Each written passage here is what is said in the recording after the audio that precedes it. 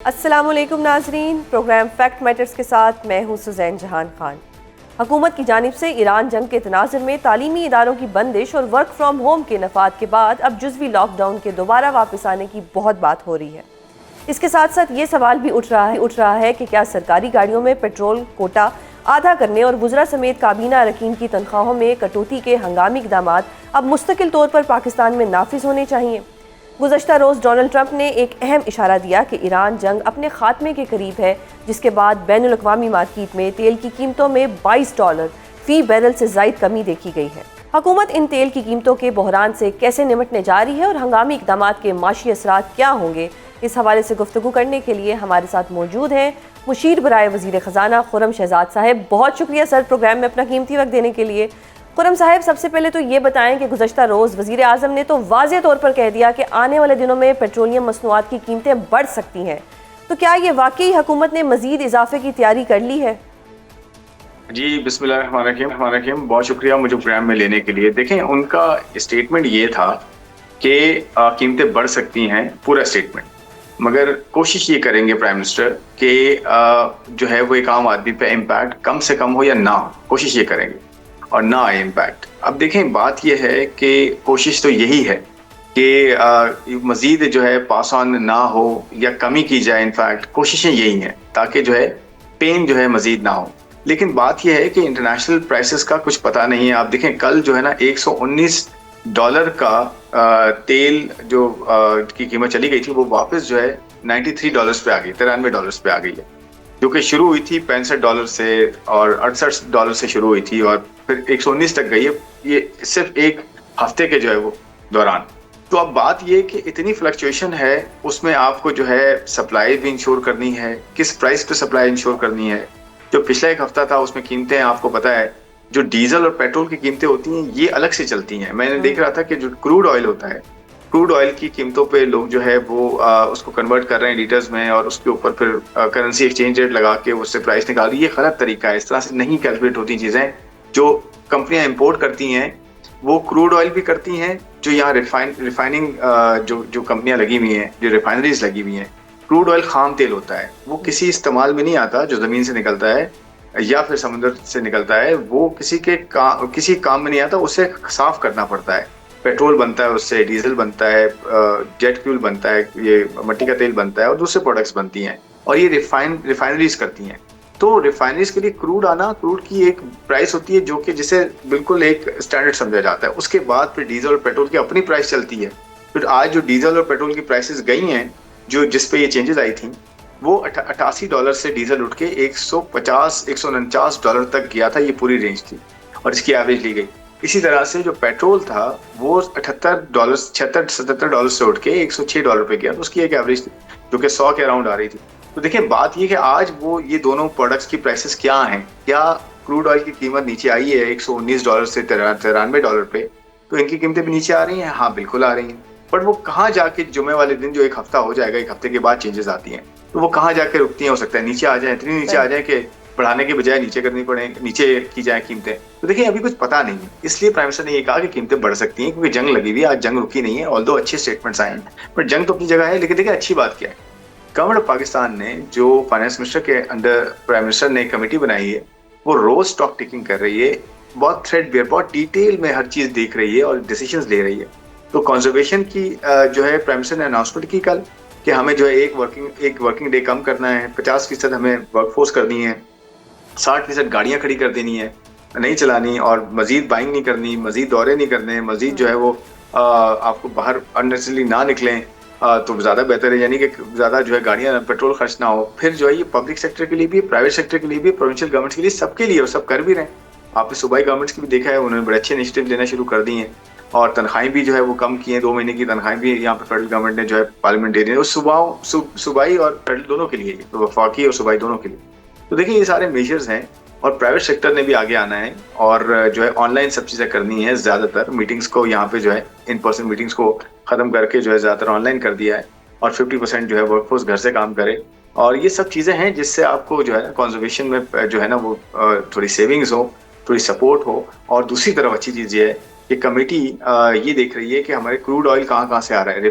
जितनी रिफाइनरीज है, हमें उनको क्रूड ऑयल देंगे ना, वो हमें मिल रहा है। सऊदी अरेबिया से बड़ा अच्छा हमें जो है वो सपोर्ट मिल रही है, क्योंकि स्ट्रेटेजिक ताल्लुकात का यही फायदा होता है, इन हालात में ये काम आते हैं जो ये ताल्लुकात होते हैं।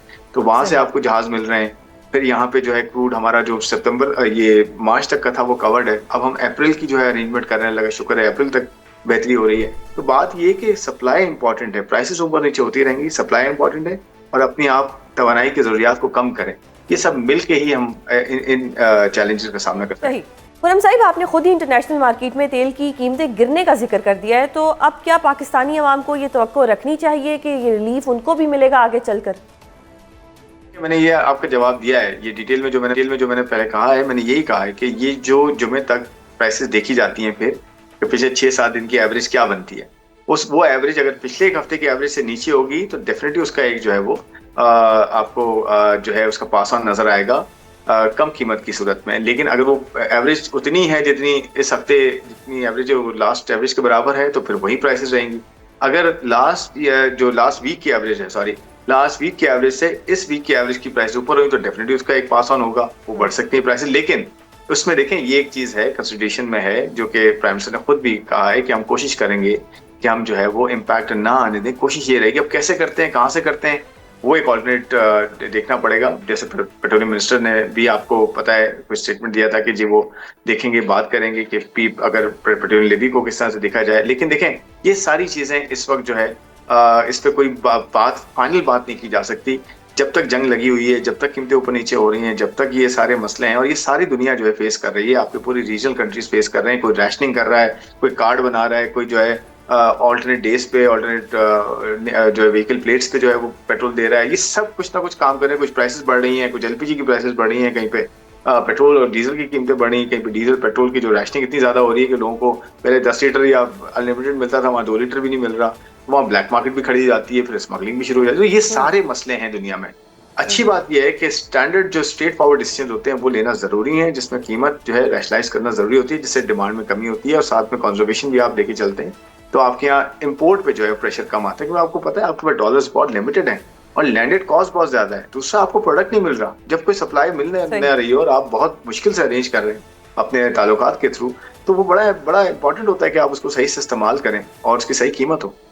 अच्छा खुरम साहिब, आपने स्ट्रेट फॉरवर्ड फैसलों की बात की है, तो कहा यह भी जा रहा है कि पेट्रोलियम मसनूआत की कीमतों में मजीद इजाफे के असर से आवाम को बचाने के लिए हुकूमत इस ऑप्शन पर भी गौर कर रही है कि तरक्याती बजट के एक हिस्से से इस मुमकिन इजाफे को कवर कर लिया जाए।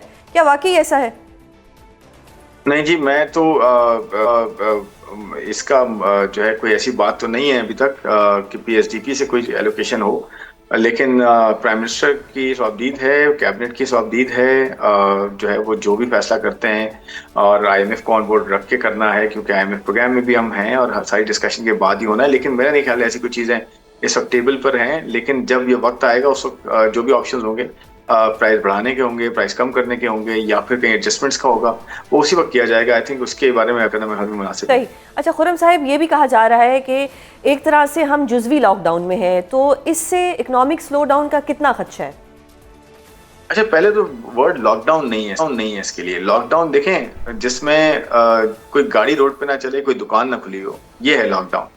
या पार्शियल लॉकडाउन भी होता है कि जी आधी मार्केट्स बंद है और आधी मार्केट्स खुली हैं, तो ये वो नहीं है सिलसिला इस वक्त। ये कंजर्वेशन है। कंजर्वेशन में आप जो एनर्जी यूज हो रही होती है उसे कम कर देते हैं और आप चीजें बंद नहीं करते। तो लॉकडाउन का वर्ड मेरे ख्याल में सही नहीं है, मुनासिब नहीं है यूज करना। ये बेसिकली इकोनॉमी में एनर्जी की कंजर्वेशन है कि जी पहले आप जो है गाड़ी रोज चला के आ रहे हैं, आज घर से काम कर लें आप, या फिर आप जो है वो दिन में वीक में जो है 6 दिन 5 दिन काम करें, 6 दिन काम करें, आप 4 दिन काम कर लें, 3 दिन आप जो है वो छुट्टी कर लें, ताकि जो है एनर्जी बचाई जा सके।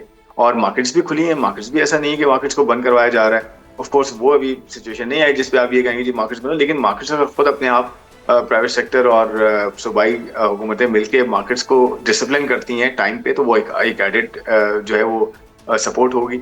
लेकिन ये लॉकडाउन नहीं है। देखिए कोविड जो था ना उस वक्त, उसमें लॉकडाउन था क्योंकि उसमें ह्यूमन इंटरेक्शन जो है वो हेल्थ इश्यूज उसमें थे, तो उसमें तो लॉकडाउन जरूरी था। ये लॉकडाउन नहीं है, इसमें कंजर्वेशन है। लेकिन टेम्पलेट आप कह सकते हैं कि कोविड का जो टेम्पलेट था कंजर्वेशन का, उसका काफी हद तक इसमें हिस्सा है।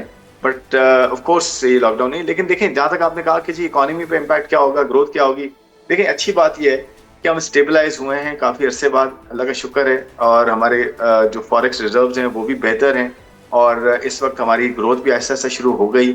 आप लार्ज स्केल मैन्युफैक्चरिंग के नंबर्स देखें, तकरीबन 5% की ग्रोथ चल रही है इस वक्त लार्ज स्केल मैन्युफैक्चरिंग की। एग्रीकल्चर में ग्रोथ आप देखेंगे आने वाले जो है वो महीनों में इंशाल्लाह, और उसके बाद जो है फिर सर्विसेज सेक्टर में ग्रोथ आ रही है। लेकिन ऑफ कोर्स पूरी दुनिया में डिक्लाइन आएगा, पूरी दुनिया में ग्रोथ जो है वो स्लो डाउन होगी, सिर्फ पाकिस्तान नहीं है।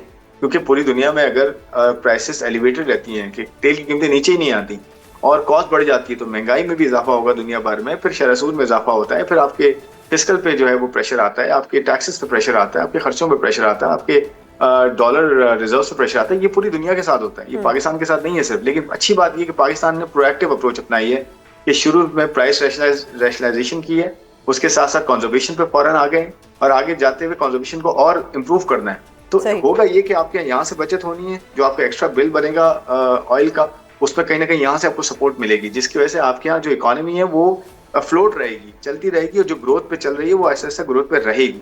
बहुत ज्यादा ग्रोथ उस वक्त नहीं होगी जब तक ये जो है वॉर खत्म नहीं होती या ये चीजें ईज आउट नहीं होती। लेकिन आपके यहाँ ऐसा नहीं हो जाएगा कि जी आप बिल्कुल बंद हो जाएंगे, इकोनॉमी बंद हो जाएगी, ऐसा नहीं होगा इंशाल्लाह। अच्छा खुर्रम साहिब, आपको नहीं लगता कि तेल की कीमत बढ़ने से एक्सपोर्टर और किसान की लागत यानी कॉस्ट जो है वो बढ़ गई है, जबकि गंदम की कटाई का सीजन भी शुरू होने जा रहा है? देखिए तो ऑब्वियस है, मैंने जैसे कहा कि ये तो हर किसी को इम्पैक्ट करता है ना जी। आगे जाते हुए आपके इंश्योरेंस कॉस्ट बढ़ रही है, आपकी ट्रांसपोर्टेशन कॉस्ट बढ़ती है, आपके यहाँ जो है वेसल आपको नहीं मिलता, यानी कि आपको जो शिप्स जिस पे आप इंपोर्ट एक्सपोर्ट करते हैं वो आपको अगर उनकी कॉस्ट बढ़ रही है, उनके प्रीमियम्स बढ़ रहे हैं, तो डेफिनेटली उसका इम्पैक्ट होता है। लेकिन अभी तक हमने इंडस्ट्री के साथ बड़ा क्लोज इंटरेक्शन रखा हुआ है, अभी तक अल्लाह का शुक्र है कोई ऐसे जो है वो ऐसे कुछ साइंस नहीं है। लेकिन डेफिनेटली ये नहीं कहा जा सकता कि जी कुछ भी नहीं होना, ये अगर चीज प्रोलॉन्ग होती है तो डेफिनेटली आपके इंपोर्ट एक्सपोर्ट में फर्क पड़ना है। देखिए कंजर्वेशन इसीलिए है ना कि कंजर्वेशन आज करें, इंपोर्ट पे अपनी कॉस्ट बचाएं, ताकि आप जो है सपोर्ट कर सकें आगे जाते हुए इकोनॉमी को। तो देखिए यही सब कुछ है जिसकी वजह से आपकी बेहतरी हो सकती है, या आप एटलीस्ट इस चैलेंज का मुकाबला कर सकते हैं। अच्छा खुर्रम साहिब, आप इन मीडिया रिपोर्ट की तस्दीक कर सकते हैं कि पाकिस्तान ने सऊदी अरब से टर्म डिपॉजिट की मुद्दत और मौखिर अदायगी पर तेल की फ्राहमी की लिमिट बढ़ाने की दरख्वास्त की है?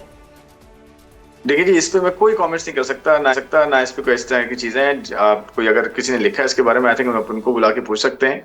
मेरी तरफ से कोई कमेंट नहीं है इस पे कोई ऐसी चीज नहीं है। हाँ, मैं ये कह सकता हूँ कि सऊदी अरेबिया के साथ स्ट्रेटेजिक आपका ताल्लुक है, ताल्लुकात आपके स्ट्रेटेजिक हैं, आपने पैक्ट साइन किया है उनके साथ, और ये जो स्ट्रेटेजिक ताल्लुकात होते हैं ये इन्हीं मुश्किल हालात में ही काम आते हैं। इसी के लिए किया जाता है, जब आपके हालात इस तरह के होते हैं, जब आपको प्रायोरिटी मिलनी चाहिए उस वक्त मिलती है। तो मैं ये कहूँगा कि सऊदी अरामको जो है वो आपको वेसल्स अरेंज करके दिए, उसने क्रूड ऑयल जो है कुछ जहाज अरेंज करके दिए, जिसकी वजह से एक उनकी याम्बू पोर्ट से एक जहाज आपका जो है ऑलरेडी ऑन द वे है और इंशाल्लाह मार्च के महीने में ही पहुंचेगा, और दूसरा जो है वो फुजैरा से आ रहा है। और अरामको ने तो ये भी कहा है कि आपको 4 जहाज के बराबर एक जहाज हम देते हैं, आप अपना जो है उसको किस तरह से अवेल करते हैं, कैसे जो है उसको रीलोड करते हैं अपने जहाज़ों पे और लेकर आते हैं, ये अब हमारे ऊपर हम उसको देख रहे हैं किस तरह से कर सकते हैं। तो सप्लाई अल्लाह का शुक्र है अप्रैल के लिए भी आपके लिए बेहतर हो रही क्रूड ऑयल की। तो अरामको और ये जो सऊदी कंपनीज है वो आपको प्रायोरिटी दे रही हैं, तो ये रिलेशंस का ये फायदा है जो कन्वर्ट हो रहा है वैल्यू। बहुत शुक्रिया सर प्रोग्राम में अपना कीमती वक्त देने के लिए। ऑयल क्राइसिस पर मजीद बात करेंगे, जिसके लिए हमें ज्वाइन किया है साबिक गवर्नर सिंध मोहम्मद जुबैर साहब ने। अस्सलाम वालेकुम सर, बहुत शुक्रिया प्रोग्राम में अपना कीमती वक्त देने के लिए। सर, ट्रंप साहिब के बयान के बाद एक डिप आया है इंटरनेशनल ऑयल प्राइसेस में। डू यू थिंक कि ये आवाम को कोई रिलीफ मिलेगा, खास तौर पे पाकिस्तानी आवाम को जिनके ऊपर कुछ दिन पहले एक पेट्रोल का बम गिराया गया है? मिलना तो चाहिए, वो पहले तो बम ही नहीं गिराना चाहिए। बम गिरा के आके तो बहुत जुल्म किया था पाकिस्तान के अवाम पर। वज़ीर आज़म कल कह रहे थे कि मैं बहुत परेशान था कि ऐसा तो नहीं हो कि अवाम के लिए मुश्किलात में इजाफा हो जाए। इतना मुश्किलात में इजाफा हुआ है कि जिसकी कोई इंतहा नहीं, क्योंकि डायरेक्ट तो ज़ाहिर है पेट्रोल की कीमतों में इजाफा हुआ है, उसकी वजह से बाकी सब चीज़ों की, चाहे वो खाने पीने की चीज़ें, सब्जियाँ हों, दालें हों, जो भी आपकी चीज़ें हों, फिर सब अपनी प्राइसेस वैसे बढ़ा लेते हैं। ट्रांसपोर्टेशन की लॉजिक बनती है, तो वो तो बम गिरना भी नहीं चाहिए था। अब अगर गिरा ही दिया था तो उसका जल्द अज जल्द I would rather wait for 1 or 2 days, because हुकूमत ने खुद ऐलान किया हुआ है कि दिन के बाद रिव्यू करेंगे, मतलब हर 7 दिन के बाद रिव्यू करेंगे। सही। तो as soon as possible if they have a clear understanding के क्योंकि ट्रम्प साहब के ऊपर भरोसा भी तो नहीं किया जा सकता। लगता है ऐसी है कि ट्रम्प साहब इससे निकलना चाहते हैं और इसी किस्म का इशारा उन्होंने किया था। लेकिन अगर आप उनके डिफेंस सेक्रेटरी को सुने तो वो कह रहे थे कि अभी तो हमने तबाही करनी है, तो आई डोंट नो। और ट्रम्प से पूछा कि कौन किसकी स्टेटमेंट को हम माने, तो उन्होंने कहा दोनों एक ही बात कर रहे हैं। सही। अच्छा जुबैर साहब, ये जो 20 रुपए लेवी लगाई है ये तो किसी तरीके वापस नहीं होगी। किसी तरीके क्या मतलब है, किसी तरीके से वापस क्यों नहीं होगी? हुकूमत ने लगाई है, हुकूमत वापस ले गई। What is the problem You about think it? कि ये हो सकता है या दिस इज पॉसिबल? मैं ये जानना चाह रही हूँ क्योंकि मैंने डिस्कस किया, मुझे तो यही पता लगा कि ये वापस नहीं होने वाली। नहीं मतलब कानून है कि भाई अगर आपने लेवी एक दफा लगा दी तो वो उसको आप वापस नहीं ले सकते। ये तो बिल्कुल ही अजीब मज़क्क़ाखेज़ बात है। और सबसे बड़ी बात ये है कि आपने एक गलत चीज़ कर दी थी, आपने बहुत बड़ा एक गलत इक़दाम उठाया जो कि नहीं उठाना चाहिए था। उसमें कौन कसूरवार है? फाइनेंस मिनिस्टर हैं, डिप्टी प्राइम मिनिस्टर हैं, मुझे नहीं पता, या प्राइम मिनिस्टर है, but all have collective responsibility. But एक सिंपल फैक्ट अगर चेक करते प्राइम मिनिस्टर अपने वजीरों से जो प्रपोजल लेके आए थे कि क्या बांग्लादेश ने क्या किया या इंडिया ने क्या किया, श्रीलंका ने क्या किया, तो उनको जब जवाब मिलता कि उन्होंने कुछ नहीं किया, तो वजीर आजम खुद ये सवाल पूछते कि फिर हम क्यों कर रहे हैं? ट्रू। हमारे पास जो ज़ख़ीरा है, एक तरफ तो आप हमें बता रहे हैं कि जी 1 महीने का आपके पास वो अवेलेबल है, बट द रियलिटी सुजाएं। अच्छा सर, ये तो देखें सेन माइंड की बात है, मुझे भी समझ आ रही है, लेकिन जो हुकूमत जस्टिफिकेशन दे रही है, जो फार्मूला बता रही है, वो समझ में ही नहीं आ रहा। अब एक और चीज़ बताइएगा कि जो 55 रुपए का इजाफा हुआ है, ये किसका फ़ायदा हुआ है? ये ऑयल मार्केटिंग जो मार्केटिंग कंपनीज थी उनको फ़ायदा दिया है, हुकूमत को फ़ायदा हुआ है? ये किसकी जेब में 55 रुपए जाएंगे जो कि मल्टीप्लाई होकर तो अरबों में बन जाती है? जी अरबों में बनते हैं, एग्जैक्ट 113 बिलियन रुपए बनते हैं, और ये डायरेक्ट जाएंगे ऑयल मार्केटिंग कंपनीज की profit, over and above the profit that they make. क्योंकि उनको अब ये जिस तरह कार्टेल्स होते हैं ना, जैसे व्हीट के स्कैंडल में इंपॉज थे या शुगर के स्कैंडल हुआ, तो उसमें ऑडिटर जनरल की अपनी रिपोर्ट है कि जब शुगर प्राइसेस इंक्रीज हुई हैं अनयूजुअली, तो शुगर मिल ओनर्स को 300 बिलियन का extra, over and above the normal profit, उनको एक एक्स्ट्रा प्रॉफिट हुआ 300 बिलियन का। ये ऑडिटर जनरल की रिपोर्ट थी। तो ये जो बड़े इंटरेस्ट ग्रुप्स होते हैं ना, जो अशराफिया ही का हिस्सा होते हैं, क्योंकि ये उनका काम करते हैं, हुकूमत उनका काम करती है, एंड देयर इज अ मिली भगत कहना चाहिए, ये क्या कहना चाहिए, 113 बिलियन। अब उसका लॉजिक क्या देते हैं कि अगर ना बढ़ाते तो वो ऑयल मार्केटिंग कंपनी ज़ख़ीरा अंदोज़ी करती। एग्जैक्टली। तो भाई ज़ख़ीरा अंदोज़ी आपका, अगर एक हुकूमत का, इतनी पावरफुल हुकूमत का जिसके मिलिट्री की इतनी सपोर्ट है, अगर वो आप चंद ऑयल मार्केटिंग कंपनीज को कंट्रोल नहीं कर सकती हैं, तो फिर आपको 25 करोड़ अवाम पर हुक्मरानी करने का कोई, then you should better leave, because ये तो सबसे आसान है। So just a few oil marketing companies and you can't control them when you know कि this is a critical situation। जब आपको पता है कि ये नाजुक मरहला है, इसमें दूसरी चॉइस क्या है? दूसरी चॉइस ये है कि अगर आप उनको फायदा पहुंचाएंगे तो अवाम का भुरकस निकाल देंगे, and that is what you opted to do. वो जो कह रहे थे ना कि मेरा दिल या दिमाग में कश्मकश चल रही थी, वज़ीर आज़म कह रहे थे, वो कश्मकश यही थी कि अवाम का बुर्ता निकालना है या उनको फायदा पहुंचाना है ऑयल मार्केटिंग कंपनीज को। And finally what he decided was कि यस, ऑयल मार्केट कंपनीज को अगर मैं फायदा पहुंचाऊंगा तो उसका लॉन्ग टर्म बेनिफिट। तो सर, जो माजी में कहा जाता था कि जब पेट्रोल महंगा हो तो समझे कि वज़ीर आज़म चोर है, तो क्या अभी भी यही समझा जाए? अच्छा, मैं उससे कभी भी एग्री नहीं करता। ये तो बड़ी अजीब सी बात है कि जब पेट्रोल बढ़ सकता है ना, इंटरनेशनल ऑयल प्राइसेस बढ़ सकती हैं, तो उसका मतलब कैसे हो सकता है कि वज़ीर आज़म चोर है? बट इतना ज़रूर है कि चोर तो मैं नहीं कहूँगा, बट इतना कि पढ़ाते वक्त फैसला ऐसा करना चाहिए जिसमें तमाम एस्पेक्ट्स देख के और बड़ा सोच समझ के फैसला करना चाहिए। ख़ास तौर पर जो इस वक्त जो इशू था, जैसे ही ईरान पर अटैक हुआ यूएस और इसराइल की तरफ से, एक जनरल एक एक्सपेक्टेशन थी कि अब प्राइसेस बढ़नी शुरू हो जाएंगी। सही। और हमें जाहिर सी बात है पाकिस्तान पर उसका वो होगा।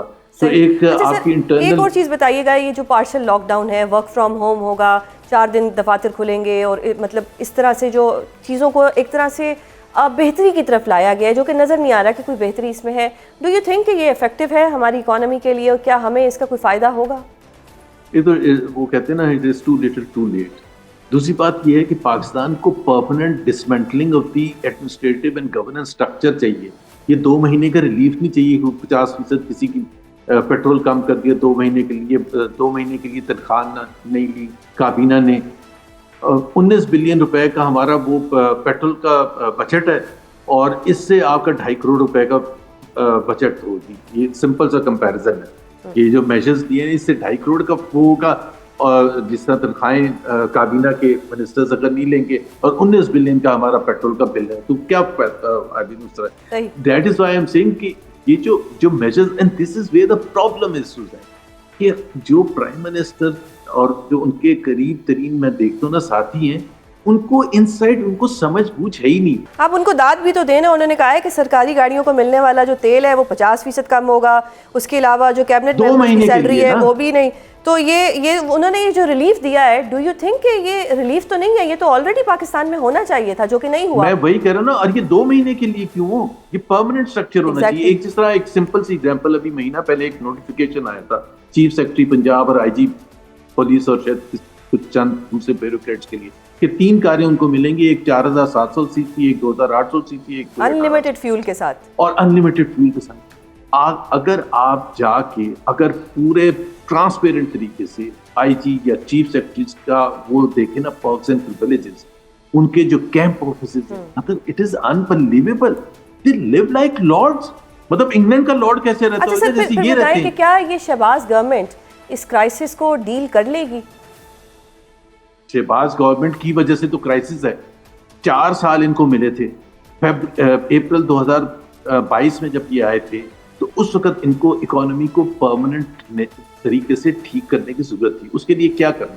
उसके लिए रिफॉर्म्स करनी थी, टैक्स रिफॉर्म्स करनी। मतलब आप खुद बताए ना, 4 साल के बाद आप एग्रीकल्चर टैक्स भी नहीं इम्पोज कर। आपने एनर्जी सेक्टर रिफॉर्म्स करनी। एनर्जी सेक्टर में क्या हालत है? 1 ट्रिलियन रुपीस से ज्यादा का अभी भी सालाना हुकूमत को फूंकना पड़ता है उनको मेंटेन करने के लिए पावर सेक्टर। 1 ट्रिलियन से ज्यादा आपने वो नहीं किए रिफॉर्म्स। आप वहीं के वहीं खड़े हैं, बल्कि वर्स हैं। मतलब line losses have gone up, collection has gone down. तो ना एनर्जी सेक्टर के रिफॉर्म किए, ना टैक्स रिफॉर्म किए, ना पब्लिक सेक्टर एंटरप्राइजेस के रिफॉर्म्स किए। पब्लिक सेक्टर्स की बदहाली, उनके लॉसेस, उनकी liabilities are worse than what they were 4 years ago। आपकी इन्वेस्टमेंट जो है वर्स्ट लेवल है। फॉरेन डायरेक्ट इन्वेस्टमेंट प्लंज कर गया है। गुर्बत अपने मैक्सिमम पीक पर है पाकिस्तान की तारीख में। अनएम्प्लॉयमेंट एट इट्स पीक है। तो आप मुझे बताएं कि जब ये सिचुएशन होगी तो थोड़ा सा झटका लगेगा। आप कैसे संभाल सकते हैं अपने आप को? आपकी एक्सपोर्ट्स, मतलब आपकी टेक्सटाइल मिल्स 150 बंद हो चुकी हैं पिछले 1 साल में, और रोजाना की तादाद में बंद हो रही हैं।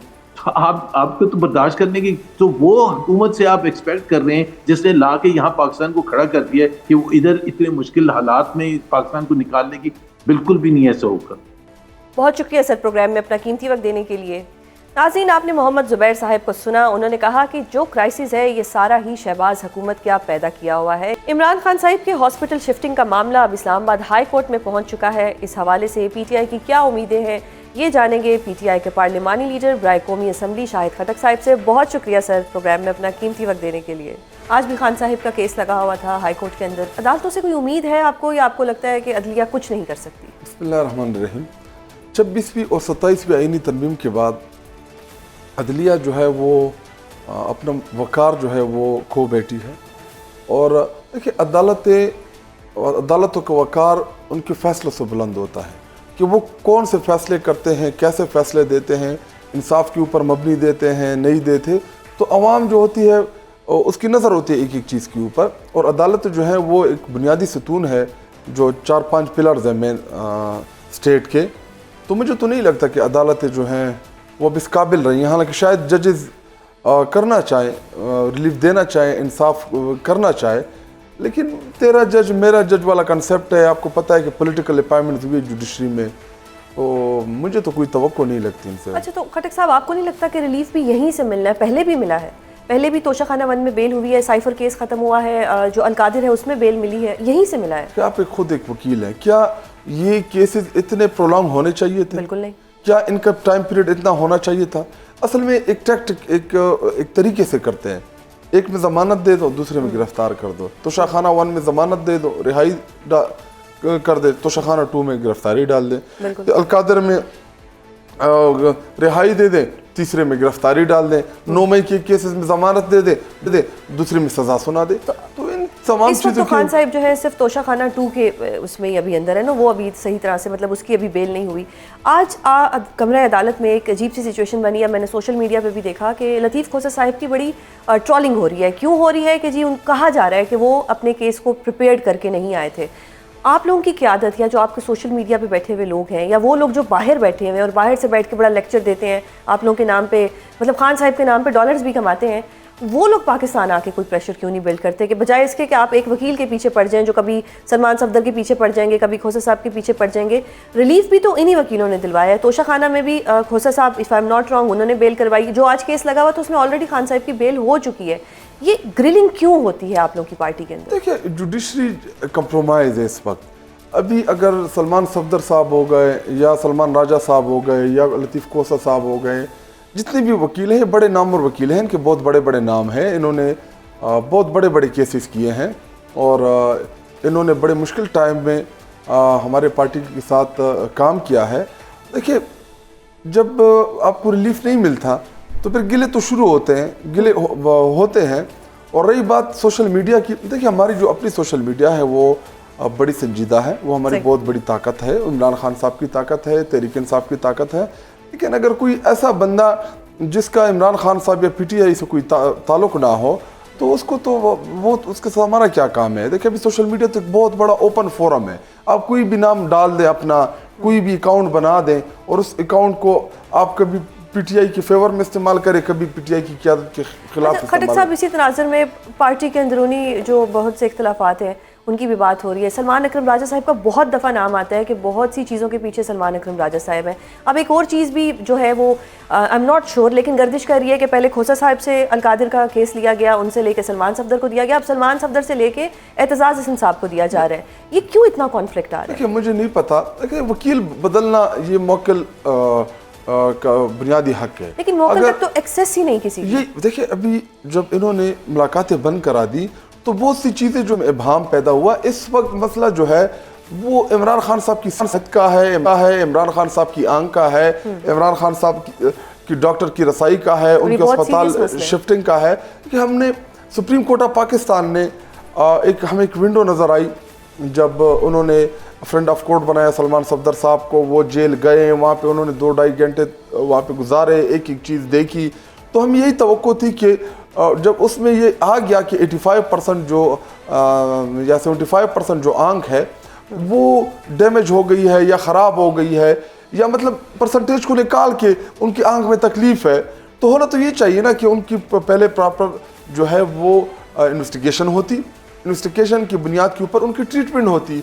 और ट्रीटमेंट कहाँ से होती? एक अच्छे बड़े नामवर डॉक्टर से जो कि शिफा इंटरनेशनल हॉस्पिटल है। और शिफा इंटरनेशनल हॉस्पिटल में देखिए, एक मरीज ये उसका बुनियादी हक होता है कि वो अपना इलाज अपने मनपसंद डॉक्टर से कराए। लेकिन इधर हमें पता नहीं होता, रात की तारीखियों में पिम्स ले जाते हैं, जी इंजेक्शन लग गया है, किस चीज़ का इंजेक्शन आपने लगाया है, हमें इत्मीनान नहीं है। वो लोग लेके जा रहे हैं जिन्होंने इमरान खान साहब को कैद किया है। क्या वो इमरान खान साहब को कोई अच्छी ट्रीटमेंट देंगे? कभी नहीं देंगे।